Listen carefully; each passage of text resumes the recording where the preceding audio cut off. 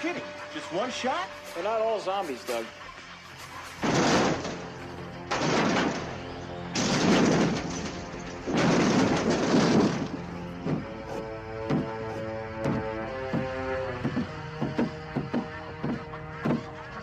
How do you fight this thing?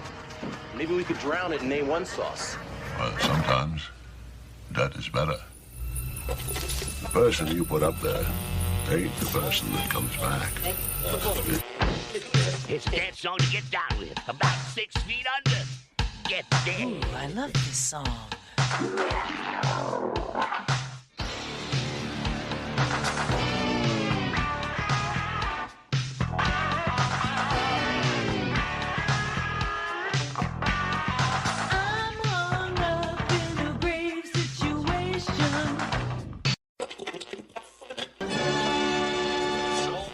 And now we come to the thrilling final episode of our radio drama. Hello and welcome to episode 234 of the Rotten Views podcast. Thank you everyone for showing up to another new episode this week. If you are a new listener, I appreciate you guys for showing up. Not sure why this movie of all movies would be the one you show up for, but nonetheless, I appreciate it and I thank you so much. If you are a returning listener, thank you very much for coming back to another episode. I appreciate you guys so much. I appreciate everyone, new and old. It means a lot that you guys actually enjoy listening to me talk about movies and acting like I know what I'm doing. You would think with 200 and some episodes under the belt, I would definitely know what I'm doing each and every single week, but I really don't. I'm just doing this because it's fun, and a certain amount of people enjoy it and find it fun as well. So at the end of the day, that's all that matters. But before we get too far into the episode, let's do a little bit of housekeeping like we like to do each and every single week. Housekeeping? I think you're sleeping. Housekeeping? Could you come back in an hour? Housekeeping, you want towel? More towels. Need sleepy. Housekeeping, you want mint for pillow? Please go away. Let me sleep for the love of God. As always, make sure if you're listening on Spotify, feel free to give it a star review. I'm not going to ask you for a 5-star, but if you do want to give it a 5-star, I appreciate that very, very much. Give whatever star you want. 3, 4, whatever. You want to give it a 1-star? That's okay. I will understand. I'll be a little bit hurt. I'll have a little bit of hurt feelings. I'll probably have to eat an extra slice of cake just to fix my hurt feelings. But if that's what you want to do, it's okay. I'll understand. But yeah, at the end of the day, if you guys could just hit that share button, that does help out a lot. So just hit the share button on whatever platform you're listening on. Even if you're listening on the YouTube channel, hit the share button. It does help out a lot. Hit the like, subscribe, all the other fun stuff. If you're on iTunes, Apple, feel free to leave a review. I will get around to reading those at some point in time. Just not sure when. If you're on CastBox, I don't know if there's a review section, or I don't know whatever review sections there are on podcast apps, because at this point in time, I just use Spotify and don't really use anything else. As always, though, make sure to check out all my social media links at Inside. You can find us on anything and everything. Pretty much Facebook, Instagram, X, Threads, TikTok. We are also on YouTube. We have the YouTube channel where we drop a weekly gaming video every single Wednesday. I was a week behind. I'm sorry about that. We also have old episodes of the podcast on there as well if you want to listen to the podcast on YouTube. We also have various short videos over there, as well as some live streams. Also, if you want to see more live streams, definitely go check out the Twitch channel.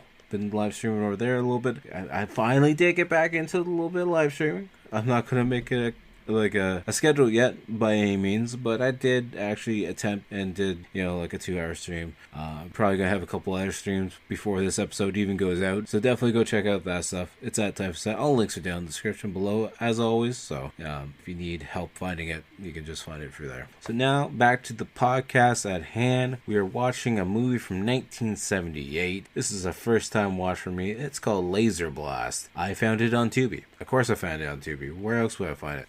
I'm on a Tubi kick lately for the podcast, and I'm not complaining because I love Tubi. So Tubi, if you want to like sponsor the podcast, I'm totally okay with that. I will definitely accept that. I would accept it with open arms. But yeah, this movie is a 2.9 out of 10 on IMDb, 15% on Rotten Tomatoes, and 4.4 out of 5 on Amazon.ca. One of these isn't like the other, but that's okay. Apparently 72% of Google users have liked this movie. This movie was released on March 1st, 1978. Funny, we're only on the fourth right now, so it's kind of funny that we picked this movie of all movies. I don't know why. Thought it sounded funny. A description as read on IMDb: a teenager stumbles upon an alien weapon which transforms him into a grotesque killer. This movie has a runtime of 1 hour and 25 minutes. Now we're at that section where we get to discuss the director, the writers, and a couple of the stars of the movie. Of course, the first person we're going to talk about is the director,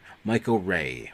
So good old Michael there doesn't really have a lot of movies to talk about. So he did this movie. He was director for this in 1978. Then from there, he was the director 2005 for a movie called Sci-Fi Slaughter. And then in 2006, he was director for another movie called Aliens Gone Wild. He was also an actor in 3 different movies as well. He also did the stunts for a movie in 1969 called Sinner's Blood. He was part of the additional crew for the 1978 movie Jennifer. And other than that, not really too much to talk about. Next, we're going to jump over to the writers, and one of the writers is Franny Shosh. I butchered that name. I totally understand that, and I'm okay with that because that's what I'm used to doing. They have 2 credits. Of course, Laserblast, this movie, and the other movie they were a writer in 1978 called Adult Fairy Tales. I don't really know what that means, and I'm not going to look into that because that's probably going to get me very weird searches.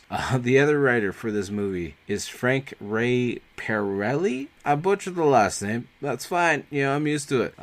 He was apparently the old Italian man in 2005's Wedding Crashers. In 1962, he was Private Penn in Invasion of the Star Creatures. 1980, he was a writer for a movie called Alligator. Good movie. Definitely look that one up. In 1983, he played a jail officer in the movie The Fugitive. He's in a bunch of other movies with little roles here and there. Nothing that really catches my eye. And it seems like The Wedding Crashers was his biggest role, even though he's just titled The Old Italian Man. And that was also his last thing he did was in 2005. Next, we're going to go on to talking about a couple of the actors, and then we're going to talk about 2 of them. The first one being Kim Milford, who's playing Billy Duncan, the lead for this movie. He's also known for being part of the soundtrack for 1972's Chow Manhattan.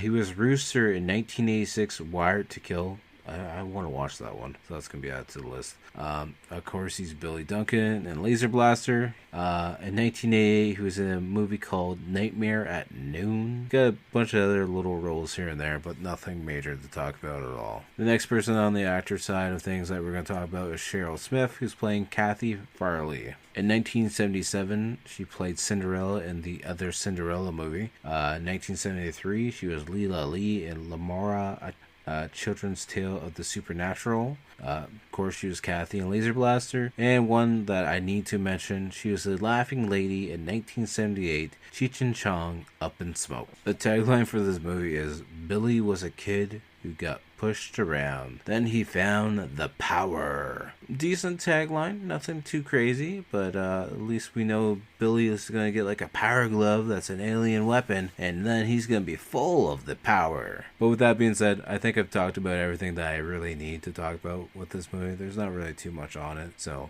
this is going to be your first and only warning. If for you new listeners, feel free to pause this episode now if you don't want to be spoiled on a movie that came out in 1978, because what I like to do with each and every single episode is I talk about the movie from start to finish and hit all the points in between that interest me. So this is going to be a spoiler heavy episode just like they always are. So feel free to pause it now, go watch it on Tubi, or just sit back, relax, listen to me talk about the movie, and I'll either make you want to watch it or you'll just be like, you know what, I'm good. I don't need to watch that movie. I'm not going to say I'm sure which answer is going to be, because who knows? This movie could be so bad that it's great. I know I haven't heard really anyone talk about it ever, so I'm interested in watching it. So let's see how it's going to turn out. So with that being said, if you're at home, sit back, relax, get some snacks, get some Doritos, some nachos, whatever it might be. Just listen to me talk about the movie. If you're at work, hopefully this helps you get through the day. And if you're listening in the car, just please keep your eyes on the road so there's no accidents. I know it's raining out there a lot right now where I'm from, and it's also like kind of freeze over, so it's gonna be slippery if that happens. Hopefully it doesn't. But you know, we're getting at the end part of winter here, so I'm freaking happy with that part. But that's, you know, just crappy weather still coming here and there. But just keep your eyes on the road, and we're going to start talking about the movie at hand right now. Presents Saturday Night at the Movies, the television series which each week brings you the finest in recent motion pictures. Tonight,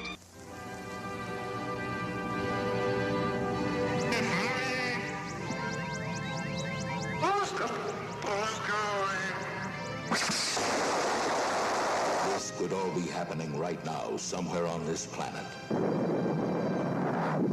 It's the story of a UFO that has landed and visitors from a galaxy light years away.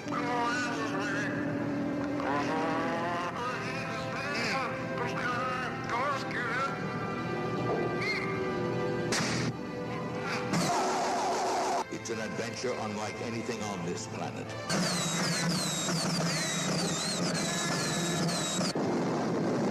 A weapon that might belong to us in the future, but is here now. Laserblast. It's the story of the boy who found it and the girl who tried to help him. What about the lump on your chest? And a world that tried to take it away. They didn't know I knew it. I want the town sealed off. No news leaks. No news, period. Laserblast. It will blow your mind. So we got the movie starting out now, and before even picking this movie, I had no idea that this was a full moon feature, and I'm kind of surprised. I'm kind of looking a little bit more forward to it now.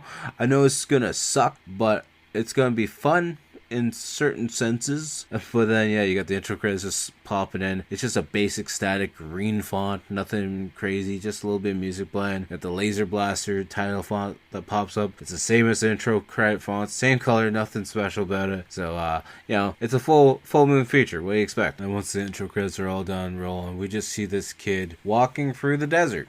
Don't know where he's going, what he's up to. You know, he's not like a super kid, probably like a teenager age by the looks of it. But yeah, he's just walking through, and then we get a closer look at him, and he's got this like alien gun on his arm. It takes up like the whole arm. It kind of looks like it shoots tennis balls, to be honest with you. And then we get a close up of his face, and he's definitely an alien monster creature of some sort. Kind of looks like a zombie, to be honest with you. But yeah, he's stumbling through the desert a little bit. He looks like he's been through a little bit of war. He looks pretty tired.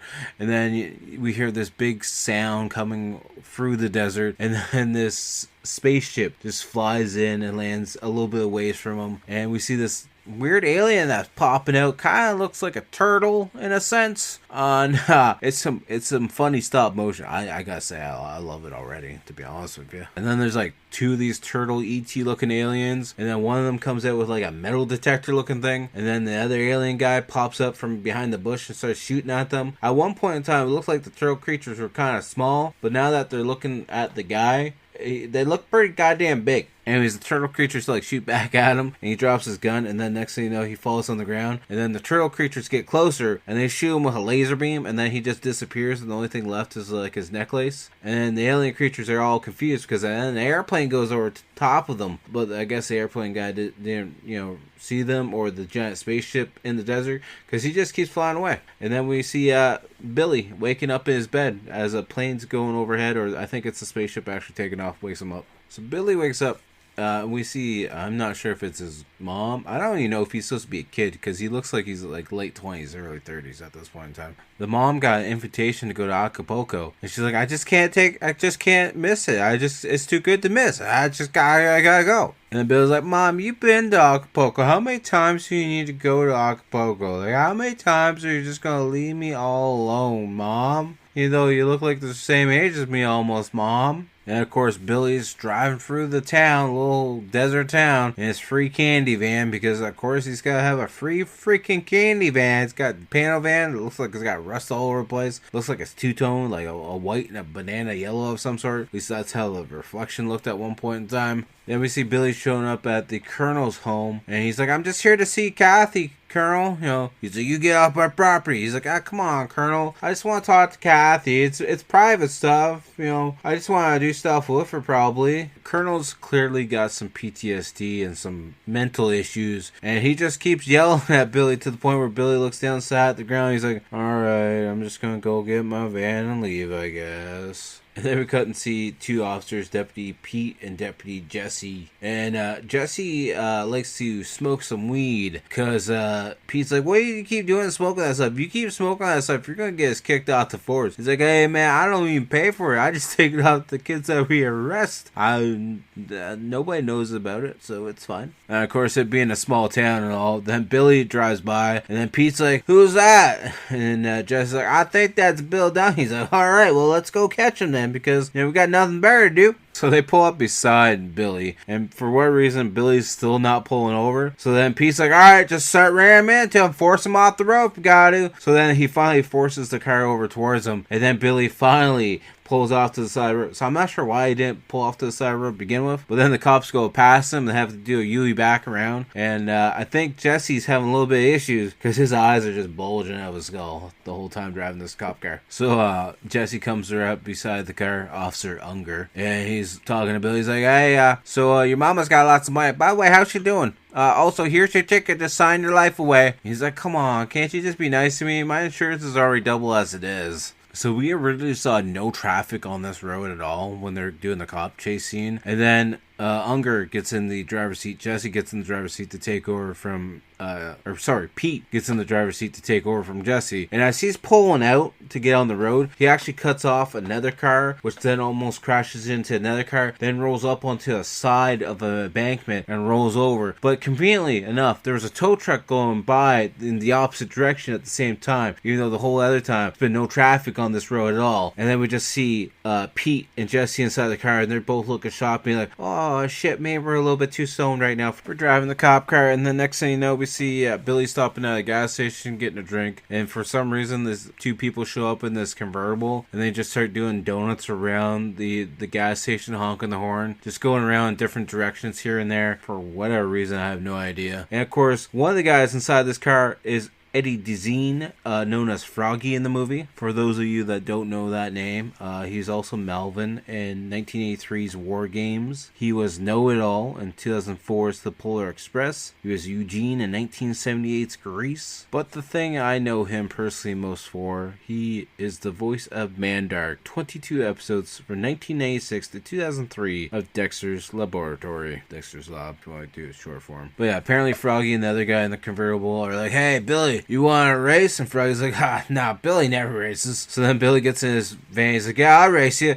Gets in, starts to start it, but the van doesn't even start at that point in time. And then once Billy finally does get his van up and running, he's just driving through the random part of the desert. And then I'm not sure if he just turns off the van or if the van stalls, but it stalls beside a bush, and he's drinking his Coca-Cola, looking around, and we see the alien gun beside that bush. So then he throws his bottle down, and then the bottle just explodes. And he's like, oh, I wonder what happened to the bottle. What happened? And then he goes closer to where the bottle is broken on the ground. He's like, oh, what's this weird alien looking thing on the ground? I better touch it. Nothing happens when he touches it, of course. So then he picks it up and he's looking around. He's like, oh, this is really cool. So then he sees the hole at the back of it. He's like, I'm just going to stick my arm down inside of it and see what happens. So then he's playing around with it like a kid with a toy gun. And he's making the pow sounds as he's just shooting at random stuff in the desert, but nothing's actually happening. Then as he's playing around in the desert, he looks around, and that's when he then sees the alien necklace on the ground. So when he goes to pick that up, then that gun actually fires into the ground beside him. He gets all confused by it, and then he starts doing the,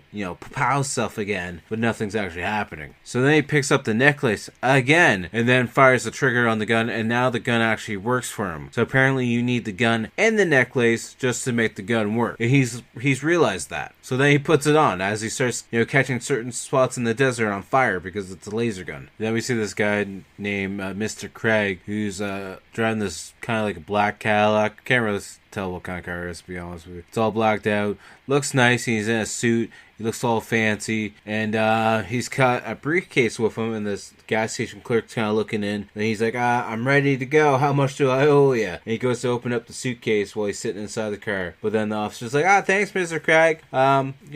You just traveling through? Because apparently he doesn't know him at all. And apparently he's there for some business. But it's a really small town, so I'm not sure what kind of business he's going to have to do in the town. Then we see Kathy showing up at this picnic spot where we already see Billy's van. But she's got to go exploring to find Billy, because apparently Billy's nowhere to be found. And there's also like this old debris of what used to be a house, I assume. It's just random pieces of concrete and like half walls and stuff built up. But I don't know. There's also a picnic table, so maybe it's a little picnic spot. Well, that's what they have it set up for anyways, because he's got like the picnic table blanket and basket and everything out at the back of the van. So, and Billy jumps out of the back of the van and tackles Kathy to the ground. And she's like, you're in more trouble than you were. What have you been up to all day? Hopefully not waking up people at the crack of dawn. Why can't you be more normal, Billy? He's like, well, I'm Billy, so. So apparently Kathy wants to go to this party, but Billy doesn't want to go at all. So then Kathy's like, well, I could just ask Chuck to take me to the party. Then he's like, for my dead body or not? And then she's like, what's on your chest there? And it's not the necklace, but now he's got like a red mark on his chest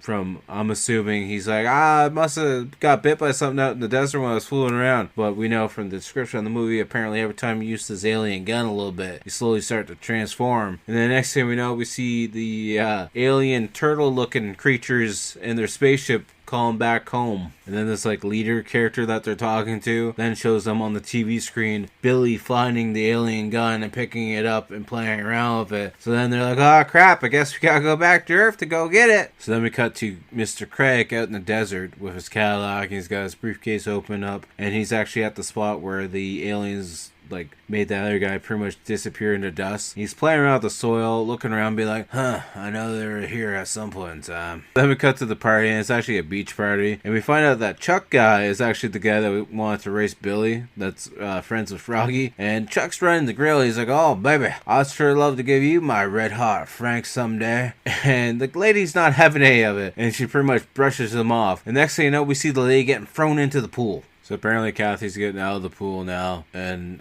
Fran, the birthday girl, tells Billy, Fran went inside to go get changed. The whole pool is empty at this point in time. You know, we just sat through a montage of everyone in the pool 2 seconds ago. So now Billy's like, I guess I'll go find Kathy inside the home somewhere, because everyone's just chilling inside the house now. So then Billy's going around looking for Kathy because he can't find Kathy. He sees some people making out on the couch, so he gets a little worried and thinking that Kathy's, underneath this guy. So then he goes to ask another group of people that are at a table, being like, you see Kathy? And they're like, no, I haven't seen her at all, actually, to be honest with you. So then as he's searching the house, he then hears some sounds. And we see Kathy on the couch being attacked pretty much by Froggy and Chuck. So then Billy jumps in to save the day as he's then getting like, Froggy is on his back, like hitting him, but it doesn't look like he's actually even touching him. That's how bad of a hit he's doing. So then as Billy and Kathy are going to leave the room, Chuck grabs him from behind, throws him down on the ground as Froggy's holding his feet down and Chuck's just wailing on him. So then Kathy grabs a tennis racket and hits Chuck. He's like, I'm gonna kill you if you don't leave him alone. It's now late that night. We see Chuck in his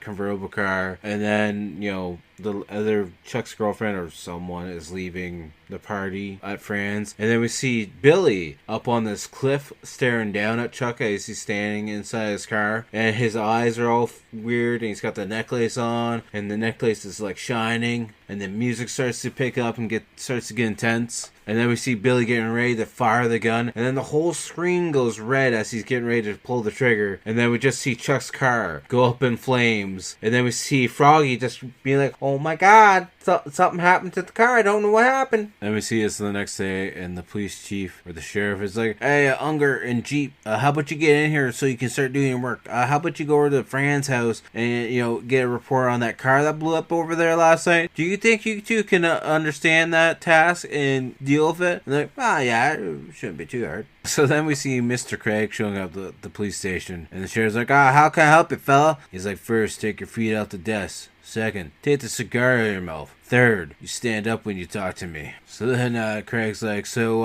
if I ask you if anything weird has happened in the last 24 hours, what would you tell me? He's like, no, nothing weird's really happened. A car blew up at the old Walden place last night. But, that's just kid stuff. It's just a prank. They're just blowing up cars like they usually do. But yeah, now it's like I said, the next day, and we see, I guess, Kathy showing up to be like, hey, how's it going, Billy? And Billy's all excited. He's like, hey, I feel great, to be honest with you. I feel silly going to the doctor. She's like, well, what about that lump on your chest? And he shows her the lump, and now it's like red and white and gotten bigger. She's like, oh my god, it's gotten bigger. We definitely got to take it to the doctor. But then as they're sitting in the car together, Kathy's like, do you know what Franny told me last night or this morning? That she ate the whole birthday cake because that's kind of the type of person that Franny is? It's like, no, silly. Somebody blew up Chuck's car. And Billy's like, who would want to do something like that? That's crazy. We're back at the police station, I believe. And everyone that's being questioned about the car blowing up has to sit outside on a bench or a fold-out chair because apparently there's not enough space inside the police station, maybe. So we see Billy at the doctor's office, and he's laying down on the table. And the doctor just gets done, like, looking at an x-ray or some kind of machine. And he's looking around all confused. He's like, I have no idea what I'm looking at. And then Billy's like, hey, Doc, can I get dressed now? He's like, no, not yet. Because I still gotta do some tests because I have no idea what we're dealing with here.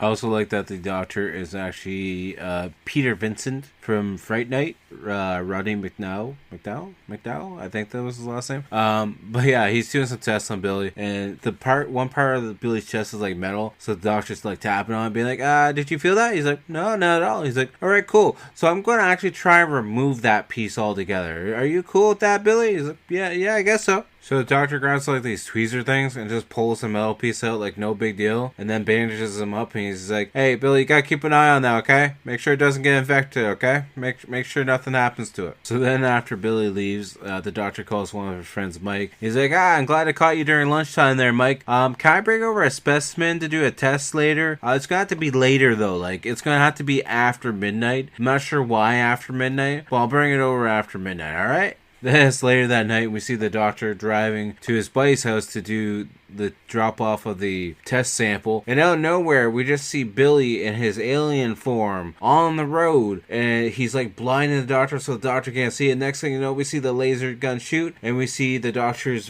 vehicle get blown up, starts rolling down a hill, and then the whole thing just explodes in flames. So now it's like the next day, and Craig's at the accident, and the sheriff shows up with Unger and Jeep, and Craig's like, you should let the lab know in Springfield that we found what's left of the doctor, at least, because there's pretty much nothing left. Just some ashes on the ground, a little bit of car parts here and there, and that's about it. Then we see Billy in his van. He's getting ready to leave what looks to be his laneway of his home, and then Officer Unger and Jeep show up, and Unger's like, Billy, where do you think you're going? You know what? Actually, I know where you're going. Get in the back of the cop car. Let's go.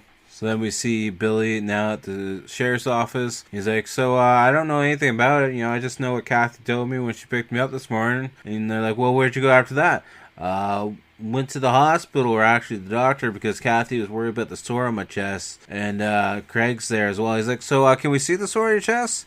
So then Billy's like, all right, lifts up his shirt, and we see it's like infected looking, pussy looking kind of thing. And Craig's like, oh my god, you're good to go now though. So somehow, even though the car got like exploded with the doctor in it, the test sample's still there, because we see a montage of Craig at that science lab that the doctor was going to, and they're running various tests on this piece of metal that came out of Billy's chest. And the doctor's like, so it's kind of weird, this metal's nothing that's ever found on this planet, other than some charred flesh on the sides of it there. And you want to know the weirdest thing though, sir?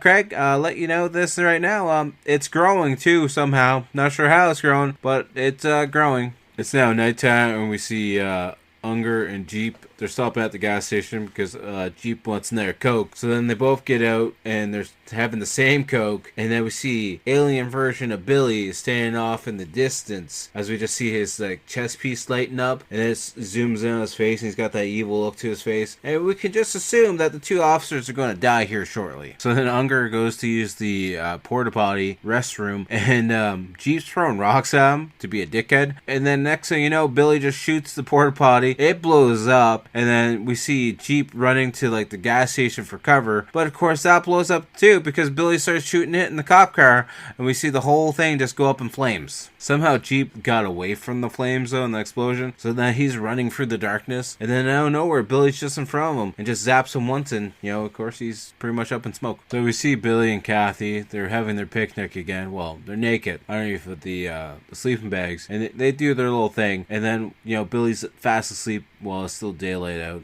I don't know how that's possible. But Kathy's looking around, getting her clothes back on. She finds the necklace. So she sets it on Billy's chest for some reason. So then as soon as that touches Billy's chest, he turns into the alien monster version. And then she runs away screaming for her life. We see the alien monster version of Billy going around town and just randomly blowing up stuff. He blew up an arcade machine or a pinball machine for no reason. And it's broad daylight out this whole time he's doing it. And then we just see him like lurking through the back streets. So then we see Chuck and Froggy driving down the highway, and they're in a new car, and Froggy keeps going on about the same thing over and over again. He's like, I can't believe this. The insurance company breathed that stupid story about the lightning. I can't believe the city believes the stupid story about the lightning. And every time he mentions lightning, Chuck's just like, shut up, Froggy. Shut up. Then as they're driving down the highway, we see a plane taking off on the runway beside them. And next thing we know, we see the plane up in there. And then they're flying over the desert. And there's a couple of soldiers inside of it by the looks of it. They're like, this must be a real hot zone here. I'm going to get my gun cocked and ready to shoot whatever we see. So we see that they find Billy out in the desert area somewhere. And the plane's doing drive-bys. That's the one soldier inside the plane's using like an AR to try and shoot at Billy. But he's hiding it behind some rocks. It looks like Billy gets hit with one of the shots from the soldier guy, but Billy's looking around at himself because he feels like he gets shot.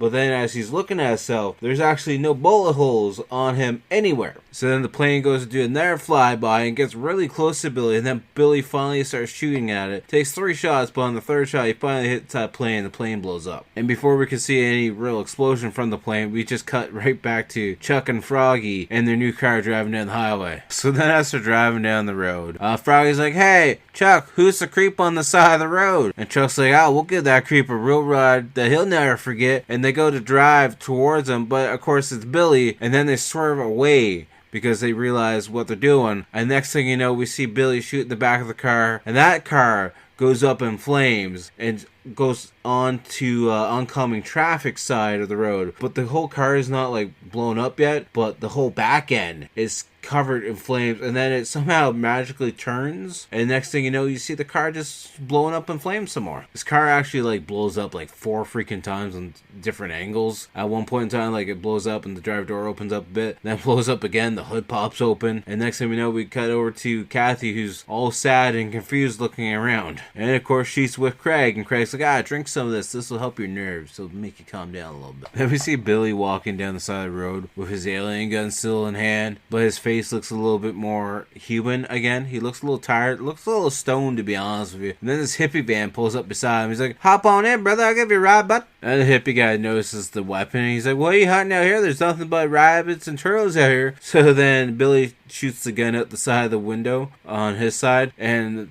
I forget what he blows up at this point in time, but it blows up, and the hippie driver's like, oh, far out, man. So then Billy puts the necklace back on his chest and turns into the alien form and turns the gun and points it at the hippie guy and shoots him, and he incinerates, and the whole driver door just goes away. And then we see Billy sitting in the driver's seat of this hippie van driving down the side of the road with no driver door. Then randomly we see a phone booth blowing up for some reason. I'm not really 100% sure why. And then we get a really close-up shot of Billy's face with the alien makeup on. He's got teeth, like sharp teeth. And then his eyes are just darting back and forth. And then next thing you know, we just see some other random pieces of buildings getting shot at. Apparently, alien monster version of Billy just wants to fuck everything up because he's just shooting anything for no reason. The parked car, I'm gonna shoot it. Door that's shut, I'm gonna shoot it. Window that's shut, I'm gonna shoot it too, because why not? Random cop car that's coming down the side of the road, you know what? I'm gonna shoot it too. I'm gonna shoot it to the point where it flips over and now it's upside down, blowing up to give a new effect to the blow up. So Billy keeps going on like a shooting spree, shoots up a mailbox and whatnot, and then he starts walking out to the middle of the road where we see Craig and Kathy sitting in their Cadillac, and he's, spinning around with his gun. And next thing you know, we see this laser beam shooting down at Billy, and the alien creature is massive on top of this building on top, and he's just shooting his laser beam down. Like, the alien is so big that it doesn't look like it's gonna fit in the spaceship that's behind him. That's how big the alien is, because they probably only had enough,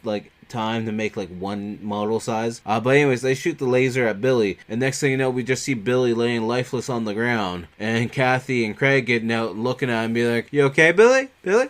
Nobody seems too concerned with the alien spaceship that just flew away. And then we just see Kathy laying on the ground, cuddling with Billy, rubbing his chest, crying, essentially. And then the movie ends and the outro credits start to play, and that's the end of the movie. And this one was weird. I wish there was more to do with the actual aliens.